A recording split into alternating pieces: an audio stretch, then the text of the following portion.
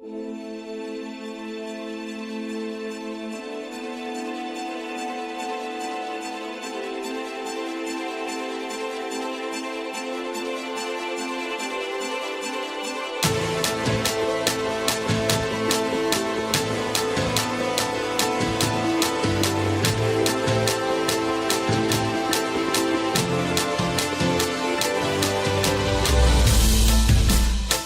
to the NFLMAX, the radio show inspired by the league, founded in 1998, bringing you 20-plus years of fantasy football experience. Broadcasting from our brains to your earbuds each and every week as we break down player profiles for your teams in Dynasty. You can check us out now on iTunes, Google Play, Spotify, Facebook, or you can watch the show on YouTube at youtube.com/NFLMAX for your weekly Max fix. And as always, Ewok Juggernaut here with the hot pineapples. Nick, what is going on? We are weeks away here from the NFL draft, counting down the days. What is up? What's going on? Not much. I'm excited. This is the fun time of year. Now we're about a month. We're in April now, so we're about a month away from rookie drafts for Dynasty. Typically, at least mine, will start about a week after the NFL draft. So I'm gearing up, I'm getting ready, and excited. Good times. Good times. And recording this episode tonight, April 2nd, is actually Autism Awareness Day. So I'm rocking my Autism Awareness t-shirt, if you can see it. And if you have any loved ones out there with autism, it's just good to bring some awareness.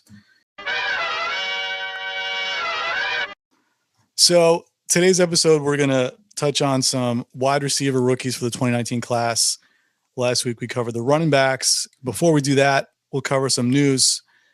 And as of today, RotoWorld's reporting Russell Wilson is giving the Seahawks a deadline of April 15th to offer him an extension. And as per SpotTrack.com, his contract runs out after the 2019 season. He will be a UFA.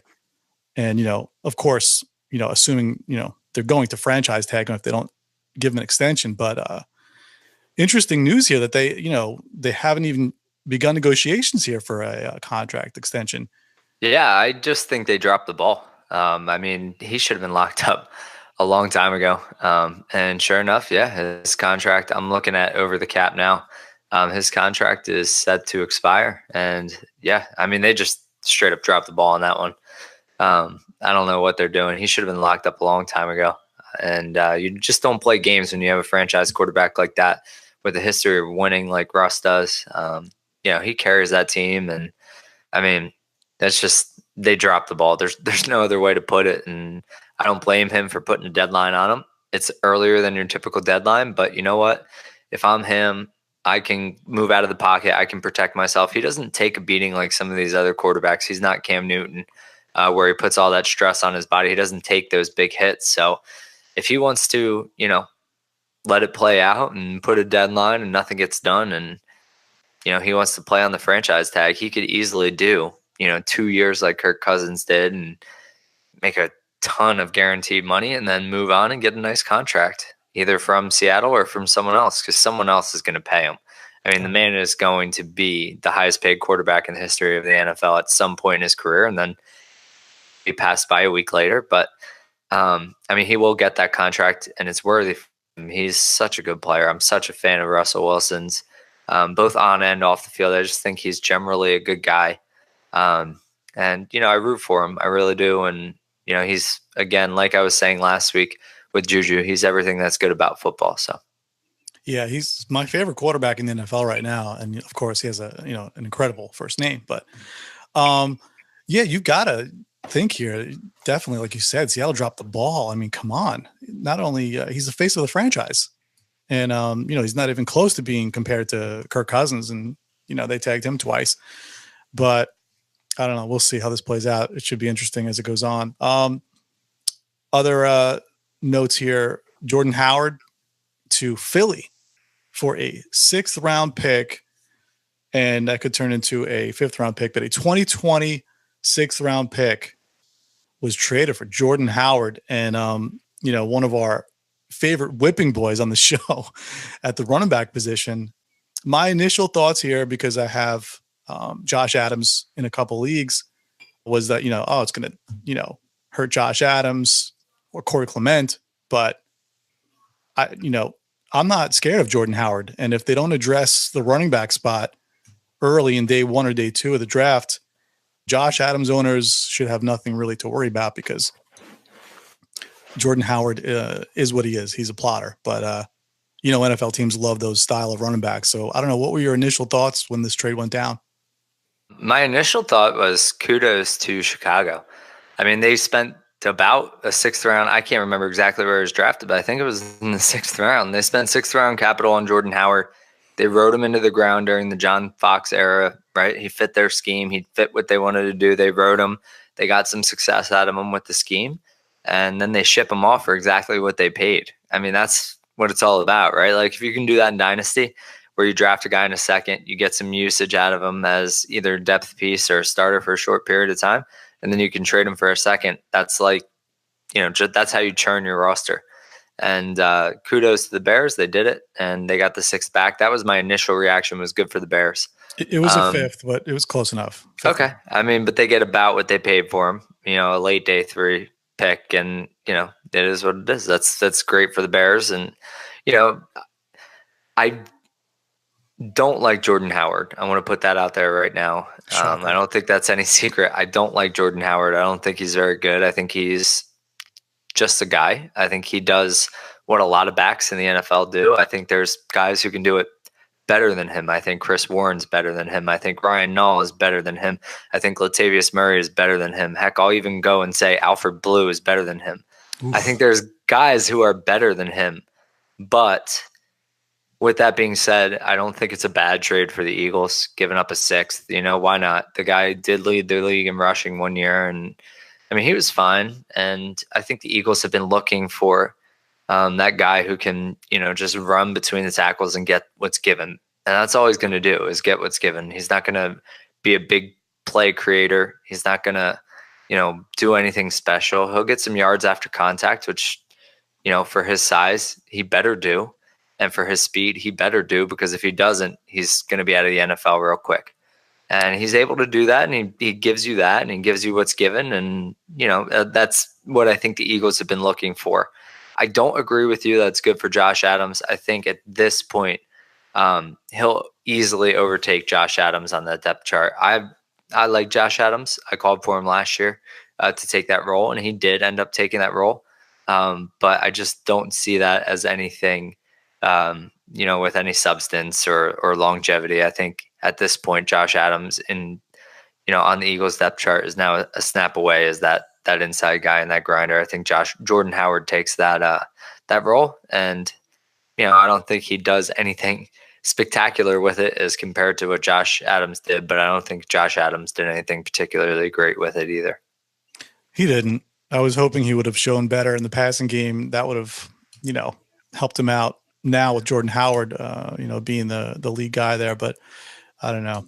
I mean, I guess as a flyer, I mean, if you have Josh Adams, what are you doing with Josh Adams? Are you cutting him? Are you keeping him? Because I'm going to probably just throw him on my taxi squad. I mean, I'll hold on to him. Like, there's still value in being a backup. You're one snap away.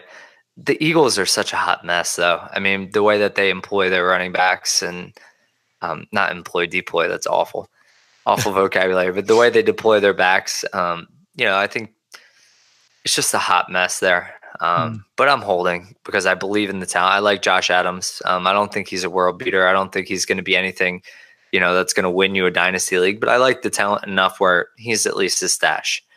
Because I think if he does get a hold of that role, he'll be productive and he'll be on the fringe for you. He's probably not going to be a guy that you're going to feel real confident in if he's in your starting lineup. But if Jordan Howard goes down and he does get that role, I think he's a guy who you could use on bye weeks as a plug-in. And that's probably all he'll ever be. And if you can get some value out of him and flip him, I think that's ideal. That's all it was this past year. So What about other running backs of note here? Duke Johnson and CJ Anderson. CJ Anderson signed with the Lions yesterday.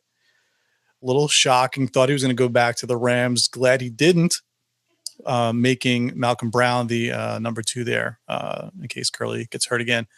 And Duke Johnson. Rumors are that he's demanding a trade and his agent is trying to help him out and get him out of Cleveland. So, I mean, they really have no need for him now in Cleveland. But those two guys, what do you think?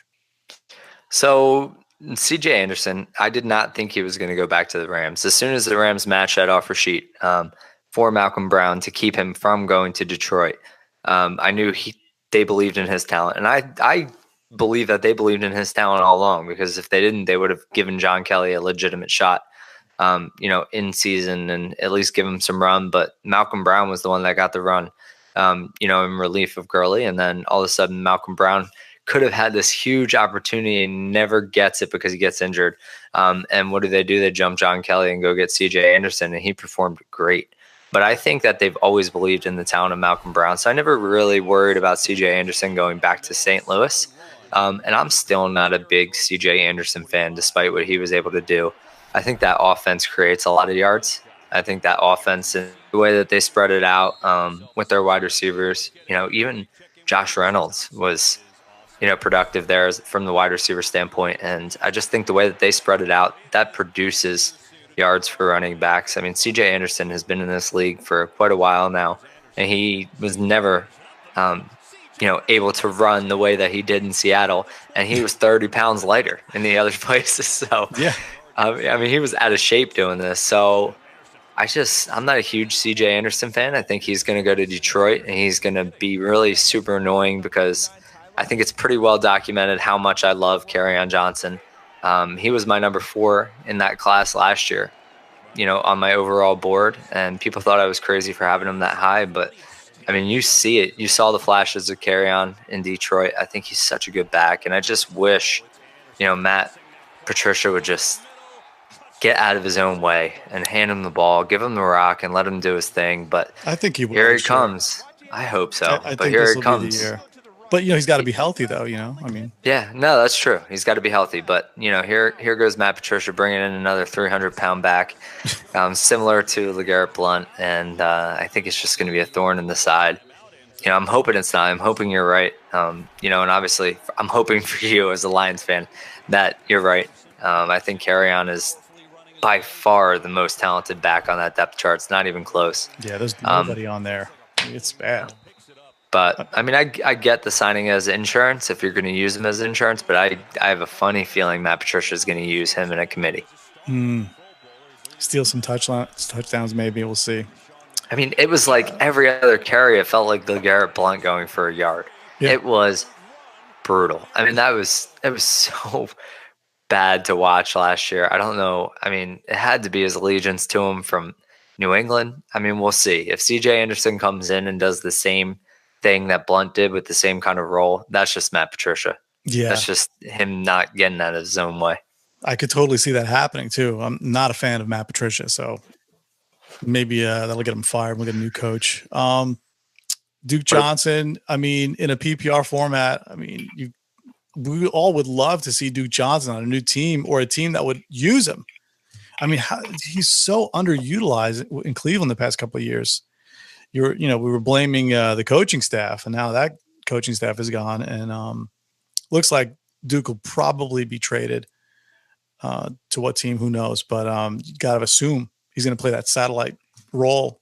Yeah, I love Duke. I've always been a buyer of Duke. I was a buyer this offseason. I bought 2 shares. I actually just made a trade before he was demanded this trade and kind of got off the ground. I took a shot, and I think it was like 3 days ago, 4 days ago, whatever. I traded Jared Cook for Duke Johnson in a second as soon as Cook was rumored to go to the Saints. And that, for me, feels like a steal now if Duke gets traded. I just believe in the talent. I think he's super talented. He's got a skill set that a lot of the backs in the league don't possess. And I think wherever he goes, he's going to be successful. With Cleveland, with Hunt starting on the suspended list and now Duke requesting a trade, if he does get moved, man, wheels up for Chubb, huh? Oh yeah, those first 6, 7 weeks before Hunt comes back, it's gonna be the Chubb It's show. gonna be amazing. And I don't think that's a move. Um, you know, I don't think we really touched on it much. I don't think Hunt is gonna hamper Chubb much. I think that was just kind of a professional relationship. Dorsey brought him into the league, and it's a shrewd move for both parties. Hunt takes a deal. He gets a second chance in the NFL. He proves that someone is willing to take the second shot, keeps his nose clean, and he'll get another contract. And for Dorsey, he brings in, a solid running back. I don't think, again, he's a world beater, but he's a solid running back to back up Nick Chubb. He's got talent. Dorsey brought him into the league, and he takes no risk because they're going to get a comp pick for him in the end. So really, I mean, it was shrewd for both parties. Yeah, for the Chubb Club, we would hope that it goes that way. But when it comes to the NFL, it's going to go that way. Yeah, crossing our fingers. But I could totally see it going the other way, and him just driving everyone crazy. I mean, Nick Chubb fans crazy anyway. But we'll see. Couple other notes here. Josh Rosen, the rumor is he's going to the Giants in a trade before the draft, and obviously the Cardinals are going to rumored to take Kyler Murray. So are we going to go with consensus here? A lot of people are saying the Giants are going to make a trade for him. Any other teams out there that you think might be in the mix? I was thinking maybe the Raiders. But I don't know. What do you think? Any teams out there you think would take a bite on Josh Rosen? He's so talented. I love Josh Rosen. I always have. I think he was dealt the short end of the stick last year.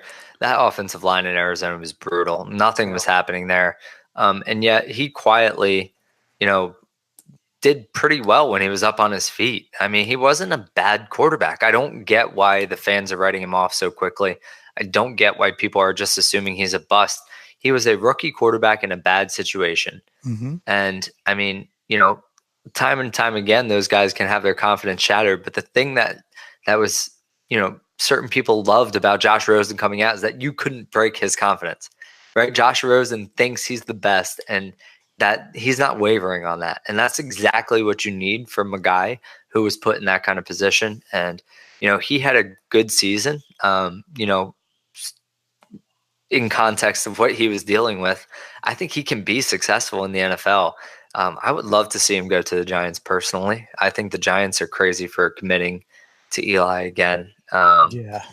But I mean, I get it at the same time. It's so hard as an organization to, just pull the rug out from someone who has as much of a legacy as Eli does for your franchise. I don't think Eli is amazing. I never have. I actually, love that he's been on the Giants for so long, because when they weren't winning Super Bowls, he just looks god awful.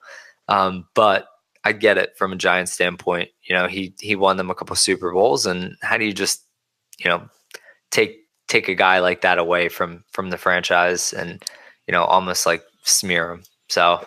And they still have weapons in New York, even though OBJ's gone. They still have Evan Ingram and Barkley. So, I mean, it wouldn't be a terrible spot for Rosen to work with guys like that. So, we'll see. I mean, we gave up on Jared Goff after his rookie year, right? And he was called a bust. And I feel like Josh Rosen isn't really getting his due. I mean, he's a lot better than what he showed. But like you said, that offensive line was terrible. So, I'm still a buyer of Josh Rosen. I wouldn't mind him going to somewhere like Cincinnati, where he could fly under the radar. And, he's got AJ Green for a couple more years of productivity. He's got a nice slot guy in Tyler Boyd. He's got a speed guy on the outside like John Ross. And he's got a decent offensive line with a nice running back like Joe Mixon and Gio Bernard. Tyler Eifert at tight end. I mean, Uzama? I don't even know how to. Oh, yeah. Is he CJ Uzama? That's it. Uzama. Good grief. I think there's a lot of good weapons there in Cincinnati. I think that's a nice job. It seems like they're going to stick with Dalton and be committed to Dalton one more year. But, I think it's about time for both of those parties to move on. I don't dislike Dalton whatsoever. I just think, his time in Cincinnati should end with Marvin Lewis. And, he just kind of part ways and move on. He'll be a serviceable starter in the NFL for a long time. He'll get his shots. But I think, you bring in some fresh fresh blood like a Josh Rosen there to Cincinnati, and it could be fun. Yeah, and I'm not a believer in Andy Dalton, so I think that would be short lived. Well, that'll be it for the news for this week. We can move on to rookie wide receivers. This class, for me, this is a class that I've been waiting for a long time.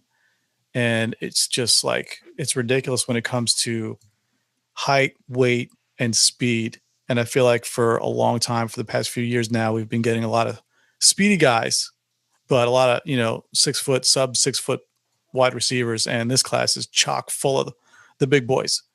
So I tiered up a bunch of tiers here for my rankings. And I guess we can go back and forth here and talk about our tiers.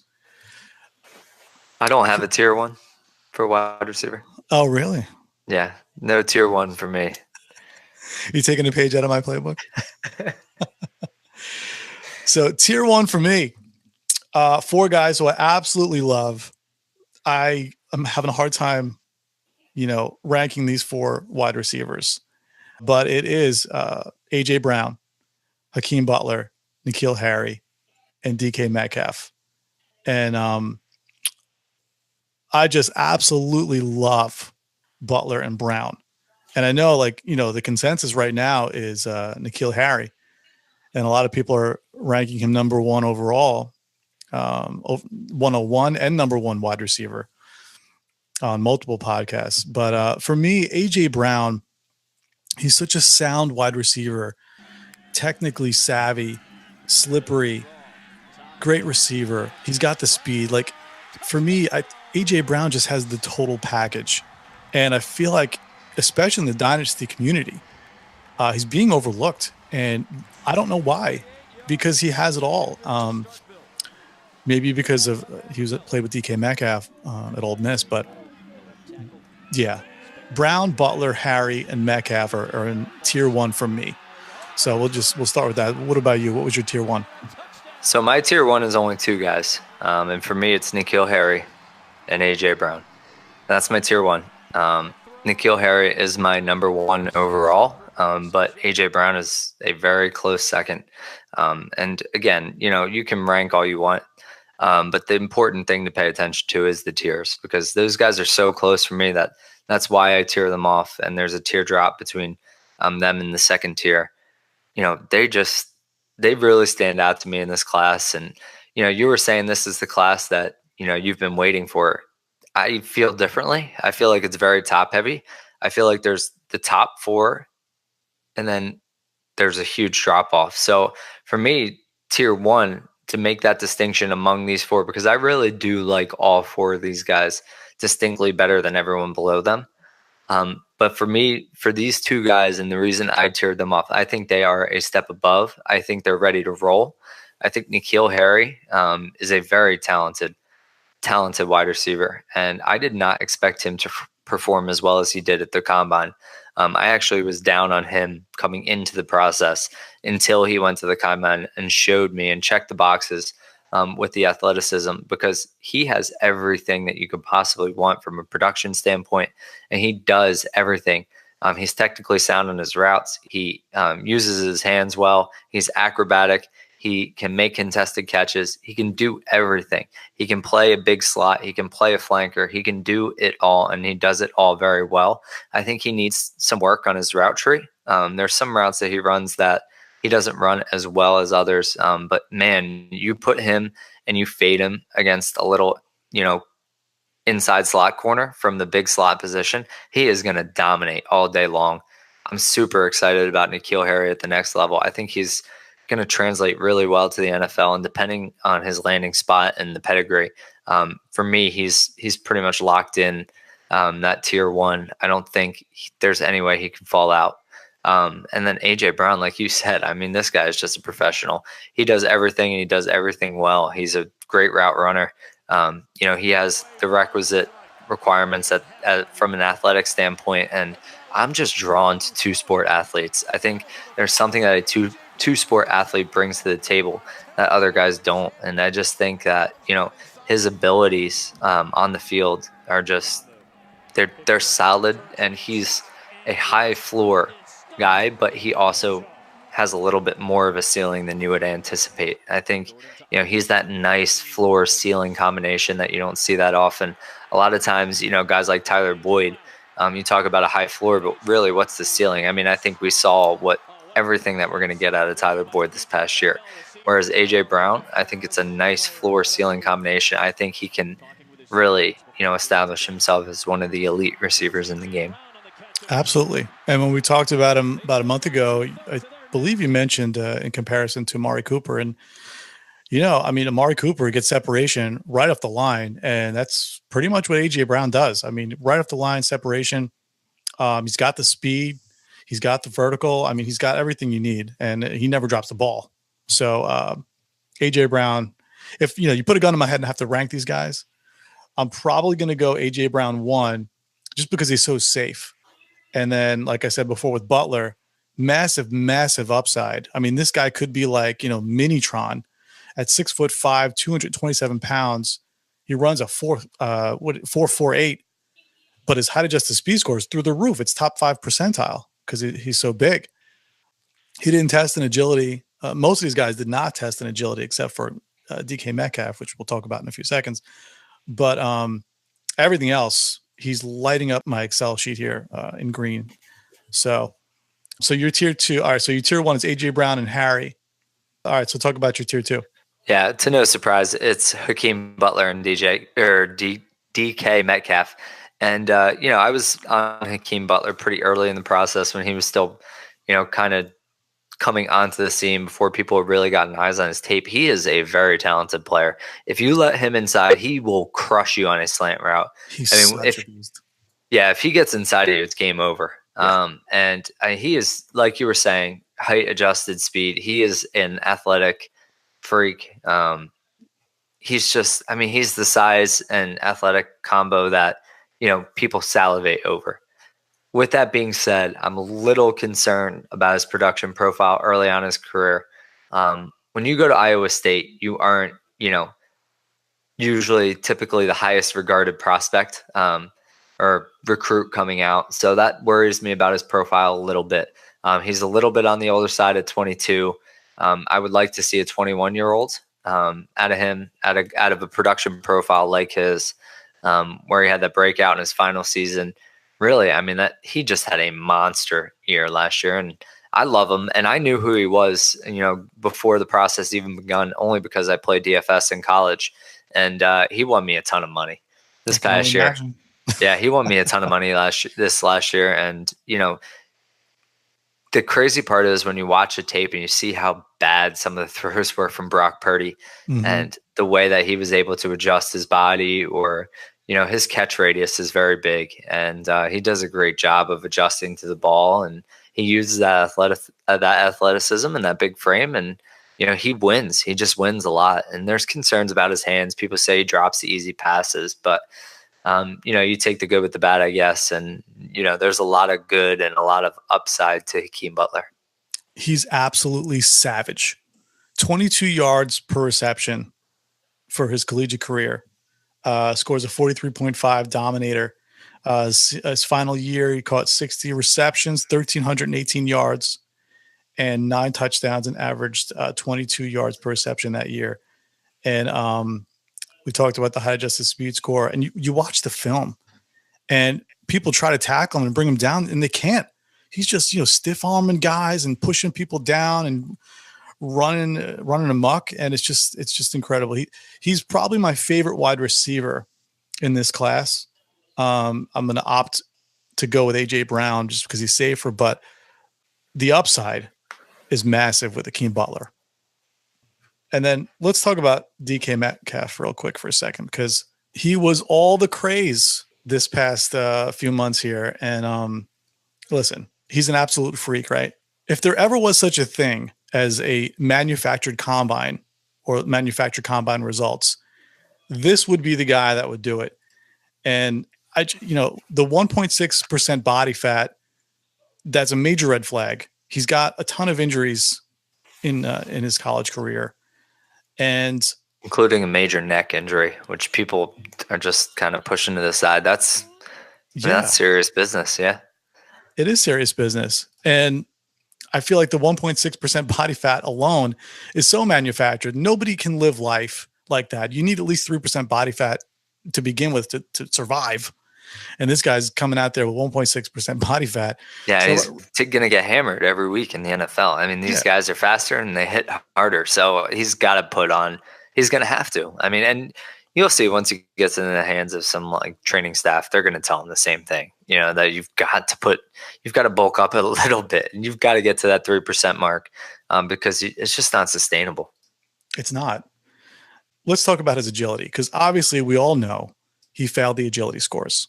He, ranked terribly. But what nobody's talking about is over the past 20 years, if this guy's drafted in the first round, he is going to be the worst. He's going to have the worst agility scores of any wide receiver ever drafted in the first round. And I'm going to name a few wide receivers who ranked pretty bad in the first round. So we've got Kelvin Benjamin, Cordarrelle Patterson, Justin Blackmon, Michael Floyd, John Baldwin. If going back, remember John Baldwin? I do. Hakeem Nicks and Des Bryant. These are all wide receivers who failed miserably in their agility scores, their 3-cone and their 20-yard.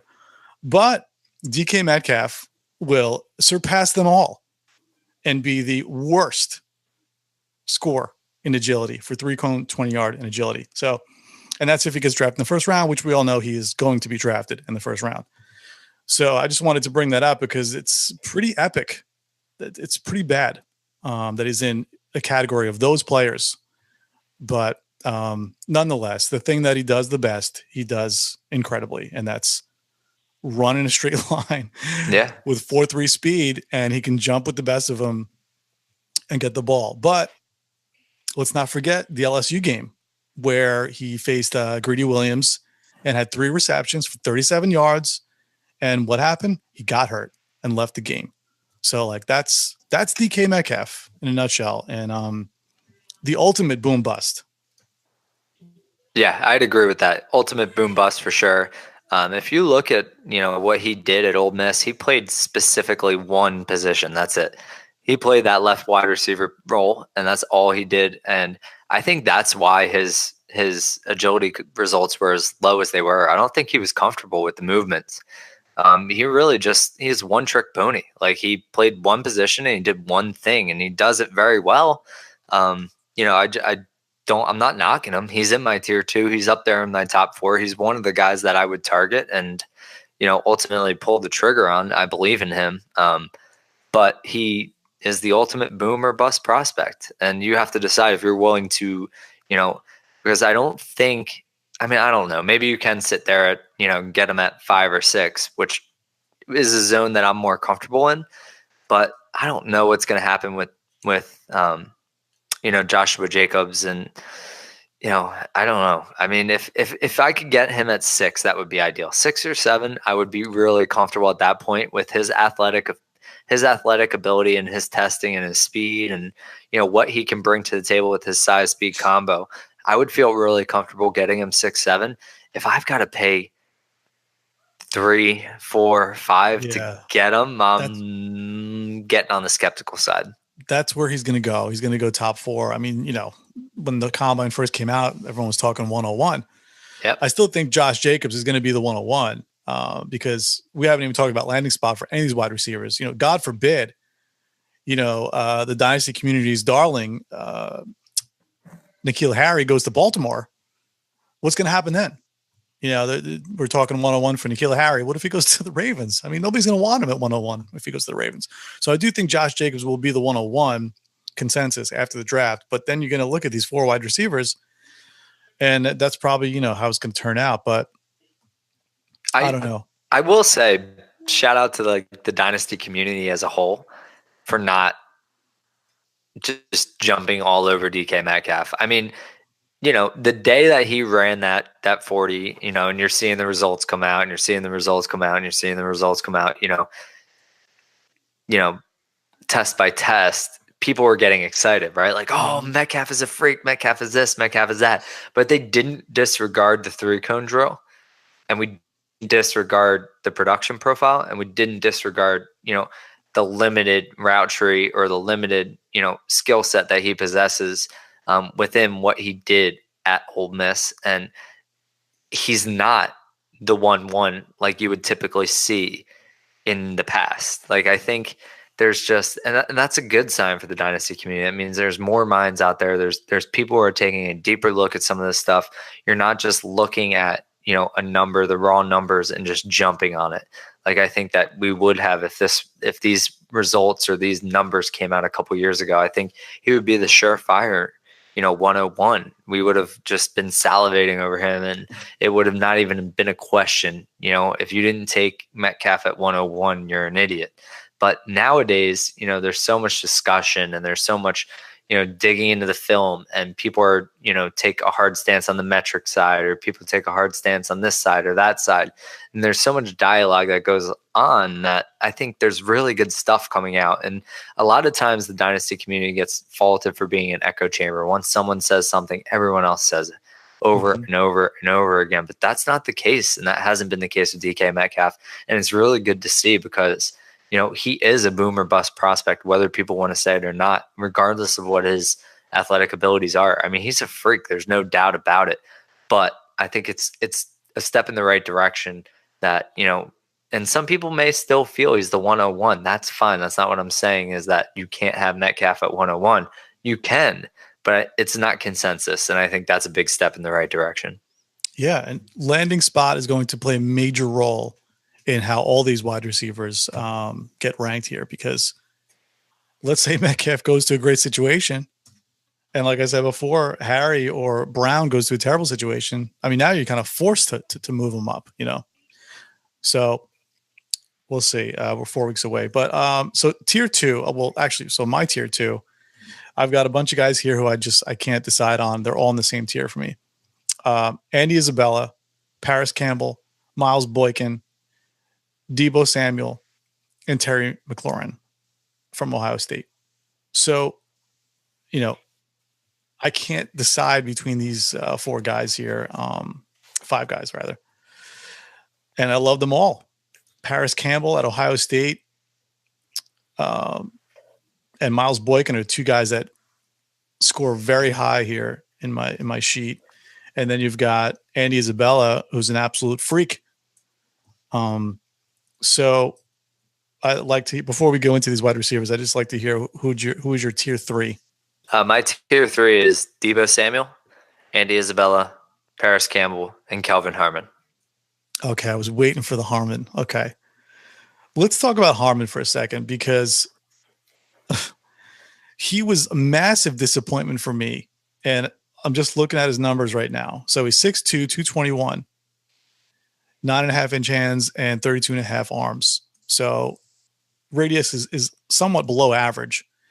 And then you look at his metrics, 4.6 in a 40-yard dash, 7.15 in a 3-cone, 4.32 in a 20. His agility score is 11.47. So he's way below average in agility, and his burst, vert, broad are way below average. And so he's not fast. He's not agile. He's got no burst. Where he's going to make his money is the red zone. He's got good hands. And I don't know. When I look at the tape, I'm not that impressed. He looks like a little bit taller version of like Pierre Garçon, where you're going to manufacture. Remember that one year Garçon had like 181 targets with the Redskins? Like, I think Harmon will be successful if you're going to pepper him with targets. But I don't know. I'm scared. The metrics aren't there for him. And I don't know. So what are your thoughts here on Harmon? So my thing with Harmon is, like, from a film standpoint and from what he's able to do at NC State, and the way he plays big, and he wins contested catches. And one guy that I really trust in the dynasty community, I follow pretty devoutly, and we actually have a personal line of communication, and he charted every route, and that's Travis May. And he does fantastic work. If you don't follow Travis on Twitter, you got to get on there and follow Travis. He does fantastic work. And he is a huge Kelvin Harmon fan. And, just looking at his takes and the way he charted him in the routes, Kelvin Harmon has a very expansive route tree, one that you don't see from the other prospects inside of this class. He can do it all. He can run all the routes. He can, he's just more polished than your typical wide receiver. And not only polished, he's not going to maybe get as much separation because, like you were saying, he lacks the agility. He lacks the overall speed. He's not an athletic freak. But what he does do is when he has a chance, he comes down with the ball. He's got great hands, like you were saying. He's a threat in the red zone because he's so physical and because he plays so big. He comes down with the ball in those contested catch situations. And regardless of how much of an athletic freak you are, or how big you are, or your size, a lot of guys don't possess that killer instinct like he does. You can see it on film. If he has a chance at the ball, he's not one of those guys that you want to go up against. He's not one of the guys that you want to take on. It's similar to Des Bryant, who didn't have that agility score and didn't light the world on fire. If Des had an opportunity at a jump ball, you did not. That was not a competition that you wanted to go up against. Same thing with Kelvin Harmon. He possesses the size, maybe not the raw athletic ability or the agility or the speed, but he's not a guy that you're going to want to be against in a contested catch situation. I guess if you're going to score that low in agility and burst, you got to make it up somewhere. And he didn't make it up with speed. So like with DK Metcalf, obviously he failed the agility scores, but he made it up with burst, his vert, his broad. And he also made it up obviously with speed. So, I mean, Harmon doesn't make it up anywhere. No speed, no agility, no burst. He broke out at the age of 21 and he only averaged 14 yards of reception in college. So he's not up there with the guys that are in the upper percentile with like 17, 18, 20 yards per reception. So, I mean, if he's going to be a red zone option, that's cool. But I want to take a flyer on guys who are going to hit and score big in fantasy. And I can't see Harmon being the kind of guy who's going to ever win you a game. Especially if he's got no speed. I guess that's where I'm at with this class is like, I don't see that guy anywhere, like past this top four. I guess, there's hints of it with Parris Campbell. There's hints of it with Isabella, and maybe he's in the wrong tier. Maybe I have him in tier too high. But I don't know. Hollywood Brown, I don't see it from him at, 160 pounds soaking wet. Like Emmanuel Hall, we were talking about earlier. I mean, investing in guys who are 24 years old coming into the draft just isn't good process, and they don't typically pan out. And I like Miles Boykin. You mentioned him in your tier 3. I have him in my tier 4, but like, I just don't see, any of these guys who can really be that high upside, win you a week by themselves type of player. So if I'm going to go, in the second round, I want to hit, right? Like my typical strategy in the late second round, if I'm sitting late, is to take a quarterback or a tight end. Why? Because their hit rate is higher at that point in the draft. You know what I mean? So if I'm going to be picking back there and I'm going to take a wide receiver, I'm going to strongly consider Harmon because he is more polished and because he does more in his route tree than a lot of these other guys, and that can translate faster to the NFL. Yeah. I'm not disagreeing with you, though. I'm not sure he's that, win you a week type wide receiver, but I think he's going to be serviceable, and I think you're going to see him stick around the NFL. Yeah. And, I guess part of the issue for me is that the wide receiver position in general, not just for rookies, I'm talking about, in the whole NFL, it's such a deep position that you can, get points at such a deep level that a guy like Harmon, it's just kind of ho-hum for me. Unless the landing spot, like if he goes to the Colts or a team with an elite quarterback, now we're cooking, now I'm going to, be more interested, but again, landing spot is major factor here. So guys that I highlighted in this tier specifically, Boykin and Terry McLaurin, just freaks. I mean, both 4.3 speed, both scored very well in agility and burst. upper percentile in burst. And those are guys that if you can get wide receivers like this in the second round of your rookie drafts, that's a home run. And that'll be it for my tier 2. I didn't even have Kelvin Harmon in my second tier. I put him in my third tier, and I have a whole bunch of guys here who are incomplete for me. And JJ Arcega-Whiteside. I know he's one of your guys that you like. Marquise Brown, Jalen Hurd, Emmanuel Hall, and Hardman.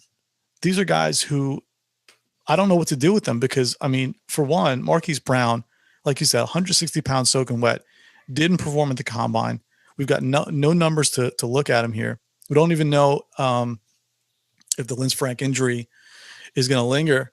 And, you know, you're a wide receiver who are focusing on your speed as your selling point, and you got an injury like that, a foot injury, that's a major red flag for me, let alone, you know, the height at 5'9" and the weight. So Brown, Whiteside, Hurd, those are guys I don't know what to do with them because they're incomplete for me right now. I've actually really cooled on Arcega-Whiteside, and I don't know. His profile is underrated, I think. But I don't know. The more I watch film, the more I don't see a guy who's going to translate to the NFL. And that's not a popular opinion, I don't think. But I've kind of come to your side with Arcega-Whiteside. I've really just cooled on him pretty significantly. As far as Hollywood, I don't know. I don't see it. I don't get it. I'm hoping and praying he gets the Anthony Miller treatment, and all of a sudden we see him in the back end of round 1 and just push the value down the board, because I think that's a trap all day. It's a straight up landmine. You know, take him at your own risk. But you will not see me. I'm telling you right now, you will not see me with a single share of Brown, and I won't even blink. I'm with you on that one. He's going to get overdrafted. I even think. Oh yeah, of course he is. So well, he's AB's cousin, so you know he's got the bloodlines. Imagine he fills the Tyreek Hill role and he gets suspended and they put him in there. Gosh, could you imagine where he went if it got announced that Tyreek was suspended and they drafted Hollywood Brown? I mean, you're talking top half of the first round. Oh, easily. Twitter would go nuts. Yeah.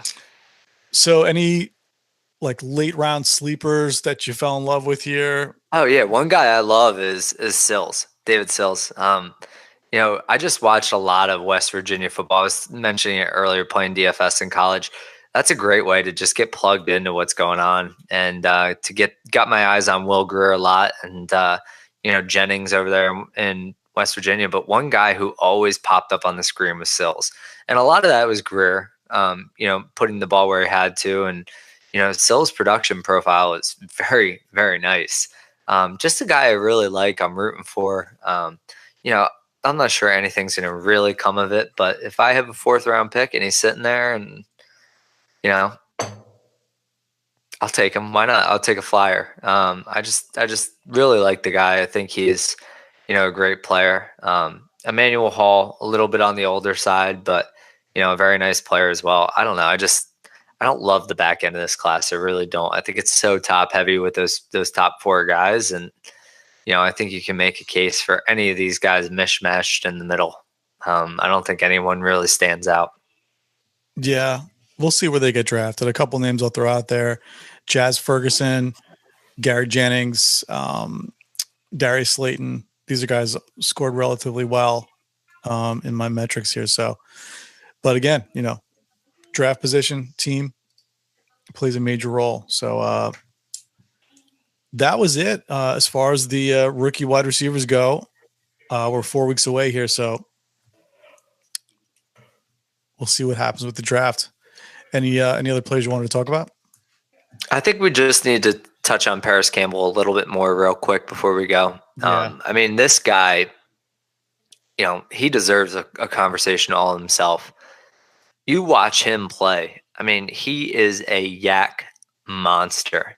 Mm-hmm. He was all jet sweeps. He was all screens. And I mean, what he was able to do with the ball in his hands is incredible. I mean, I don't think he's getting enough credit.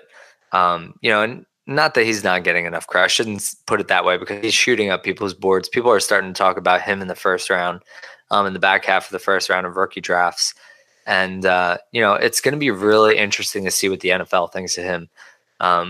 A lot of how I view him as a rookie, as a dynasty asset, is going to be based on what the NFL thinks of him, because this guy is a dynamo. He's a yak master.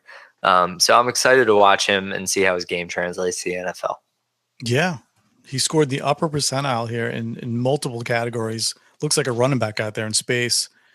Very Curtis Samuel-esque maybe. But we'll see. So how many of these wide receivers do you think are going to actually go in the first round? Because so you got A.J. Brown, Hakeem Butler, N'Keal Harry, DK Metcalf. Those guys should all go in the first round. And then they won't. No, you don't think? I don't think Hakeem Butler is the first round, and really? I think A.J. Brown might sneak in the back end, but I'm going to guess he goes day 2. I'm going to guess two of these wide receivers go first round. It's going to be Harry and Metcalf. Wow. Yeah, that would be incredible, because I think all 4 of these guys should go. I'm not arguing with you. I think all 4 of them are worthy. I think Butler would be the guy on the outside for me. If I were an NFL team, I would look at A.J. Brown before I looked at Butler.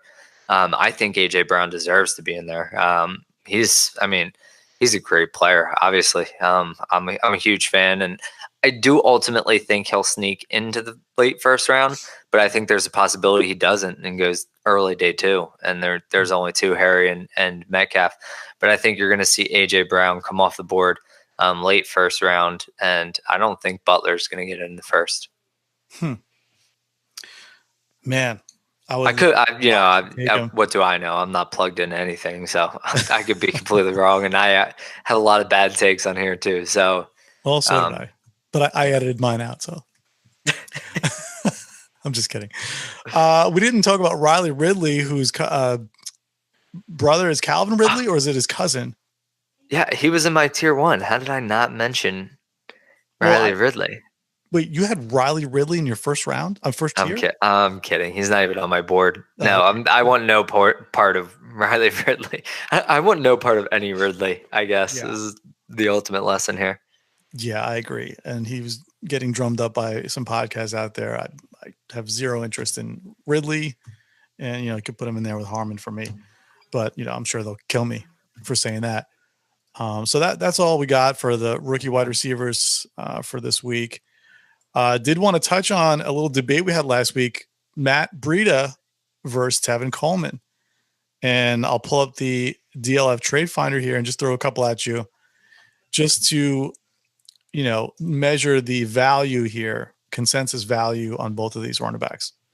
So for Tevin Coleman, pulling up the trade finder here, just a couple of quick glances. Tevin Coleman and the 106 for the 103. I mean, it's like he's like a throw in there to move up 3 spots. And I don't see that much of a difference from 103 to 106. Another one is Jordan Howard and a 2023 for Tevin Coleman, a 2022, and Gio Bernard. I mean, that's an Eagle fan for you. It's got to be, right? Yeah, what's the name? Like Flybirds or what's the team name? I won't say the team name. Tevin Coleman and the 308 for the 110. I'll take the 110. Really? Yeah. I'm intrigued. I think I guess on average, he's going to go for a second. That's fair market value, but I think I would take the 110. I'd rather have the rookie. Yeah, it depends on who's on the board for me. Let's go to Matt Breida. I before E, except after C. not Matt Breida. He spells it EI. Okay, so Matt Breida. We've got one in here. Matt Breida, the 201, 205, and Dante Pettis for AJ Green and Latavius Murray. Give me AJ Green side. I'll take AJ Green and Latavius all day. Yeah.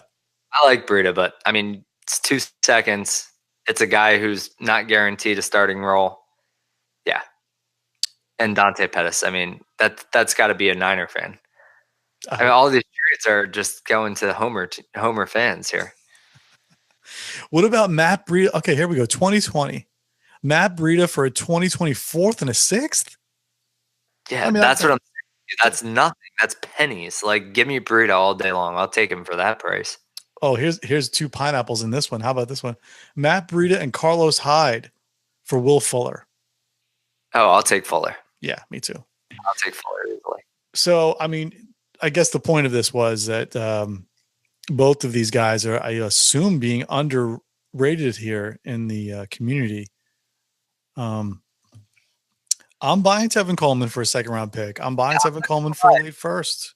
Tevin Coleman was a little bit of a surprise. You were reading off some of those trades, even off air, and you were telling me what he was going for. I did not realize his market was that low. I really expected it to be significantly higher with him going to San Francisco.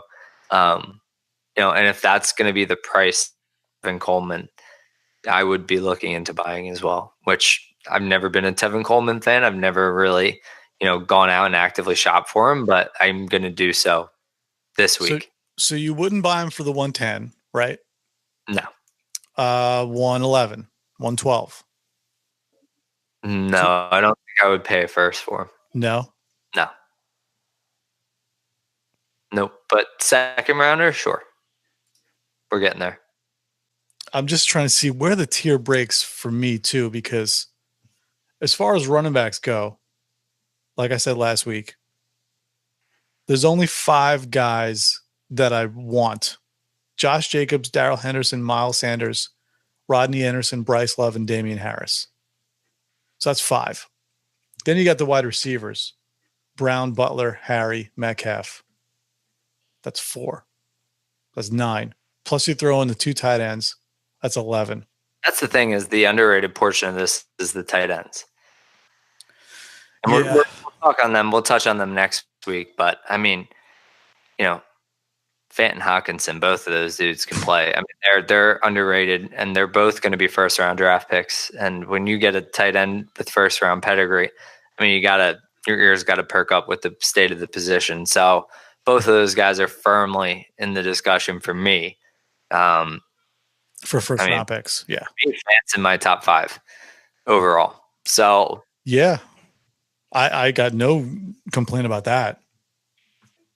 So I think, and I'm not, that doesn't mean I'm paying the 105 for Fant. Like, you got to get better value than that. But as far as like my general board goes from a talent standpoint, like, he's probably going to end up in my top 5 when everything's said and done. And I think that's what people are, not taking into consideration here.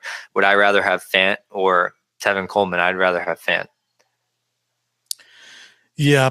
Oh, man, that's tough for me, because I took Njoku late 1st that year when he was a rookie, and his profile was epic, and he's a hurricane. So, that means something for me. But it just takes so long for these tight ends to develop and play. It's like, do you take the immediate production right now, with the Tevin Coleman, who's still young, but it's tough. That's a tough My problem call. is what production? Like, he didn't produce anything last year when he had the role in Atlanta. So What about 2 years ago, though? Yeah, under a different story. And it was under Shanahan, so I get it. But I don't know. I'm telling you, Breida's going to take that job and buy that. We'll see. $1. I got you at $1. All right. Well, that'll be it for this week's episode. I just wanted to thank everybody out there for watching, for listening. Please subscribe, like, and share on your social media platforms. And again, you can contact the show at TheNFLMAX@gmail.com. And we want to talk to you guys. So please write in. And that'll be for this week. Once again, for the hot pineapples, this is the Ewok Juggernauts. Everybody one clap. Thanks, guys.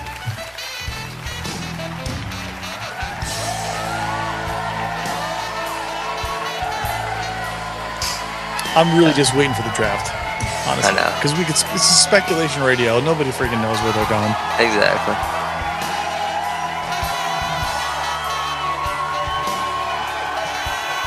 I'm almost there.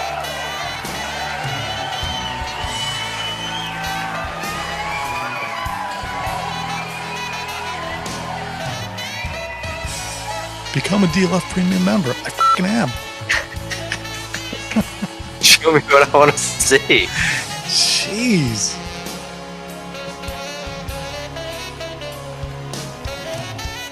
Oh, say hi. Say hi, Gator. Oh. I was hoping he would bark. Daddy's messing with you. That's a big dog, man. Oh yeah, he's massive, dude. Number 1 quarterback, Will Greer. Matt Waldman. I love Will Greer. He's got him number 1. I like him too. Yeah, he's got him number 1 ahead of Kyler. He's doing that on purpose. Lamar Jackson, right behind Lamar Jackson's Will Greer. He's got Lamar Jackson that high? Remember the name. The real Josh Allen is coming. I said it last year. That was one of those trades that I don't know what I was thinking. I must have been on something. I was so sick of Derrick Henry, and I just wanted him off my team. It was right before the Jaguars game.